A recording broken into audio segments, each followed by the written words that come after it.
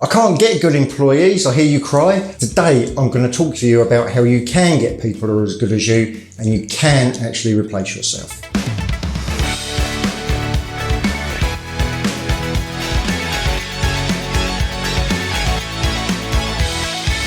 I work, you win. No one is as good as me. No one can do the job as well as I can. I've heard it many, many times. Well, why is it that we struggle to replace ourselves? Why can't we find people as good as us? What is it about everybody else that makes us so amazing? I'll give you a clue. It might not be that you're just that amazing. Sorry to bust your ego.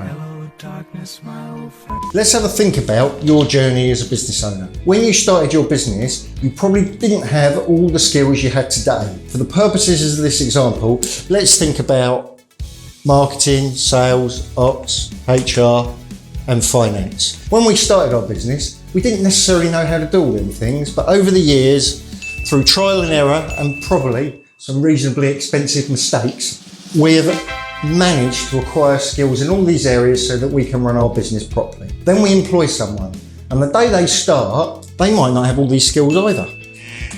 They might be good at that, good at that, good at that, they're not good at that, they're not that good at that, they're good at that, they're good at that, they're not good at that, they're not good at that. The point is, they probably haven't got all the skills that you've got. You didn't have them when you started, so why should they? The biggest reason why we struggle to replace ourselves is that we generally have unrealistic expectations of what our people can do from day one and how quickly they can get to the same level as us. But there is a shortcut. It's that magic T word, training. The more time you invest in your people, the quicker they'll get all the skills that you need. Employ people with the right potential and the right attitude and invest the time in training them, and you will get good people and you will be able to replace yourself and your business will grow and so will your income. That's Gary Maskell, Advice for Business, Training.